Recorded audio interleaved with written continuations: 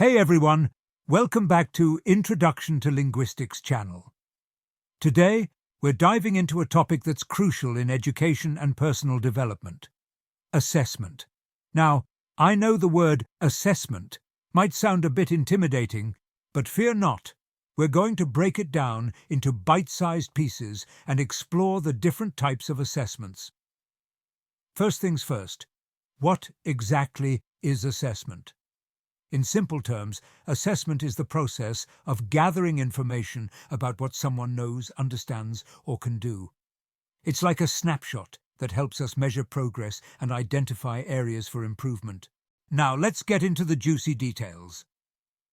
Type 1. Formative assessment. Our first type is formative assessment. Think of this as the friendly check-in during the learning process. It happens while you're still in the thick of things, and its main goal is to provide feedback for improvement. An example could be a teacher asking questions during a lesson or giving quizzes to see how well students are grasping the material. Type 2. Summative assessment. Next up, we have summative assessment. This one is like the grand final. It occurs at the end of a learning period to evaluate overall understanding and performance. A classic example is the big final exam at the end of a semester. It's the moment of truth. Type 3. Diagnostic assessment. Now, let's talk about diagnostic assessment. This type is like a health checkup for learning. It helps identify strengths and weaknesses right at the beginning, allowing for targeted support. Imagine starting a new language course and taking a placement test to determine which level suits you best. Type 4. Portfolio assessment.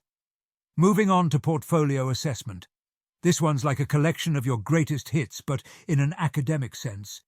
It involves compiling and evaluating a portfolio of work, showcasing your progress over time. For instance, a student might keep a portfolio of writing assignments throughout the school year. Type 5. Peer assessment. Last but not least, let's talk about peer assessment. Here, learners become the assessors, providing feedback to their peers. It's a fantastic way to encourage collaboration and enhance communication skills. Picture students in a group project assessing each other's contributions and teamwork. Let's break down the differences between assessment and testing. Assessment. Assessment is a broader term that refers to the systematic process of gathering, interpreting, and using information to understand individuals, groups, or situations. It involves the collection of data to make informed decisions, usually in the context of learning or performance. Assessments can take various forms and may include tests, observations, interviews, and more. The key point is that assessment is a comprehensive approach to evaluating a person's abilities, skills, knowledge, or performance in a given context. Testing. Testing, on the other hand, is a specific method within the broader category of assessment. Testing involves the administration of standardized tasks, often with predetermined questions or activities, to measure a person's knowledge, skills, or abilities. Tests are structured and can be scored objectively, providing a quantifiable result. While testing is a form of assessment, not all assessments involve testing.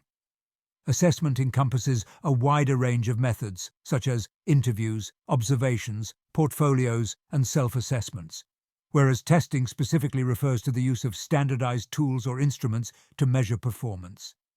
In summary, assessment is the overarching process of gathering information for evaluation, while testing is a specific method within that process that involves the use of standardized tasks to measure specific attributes.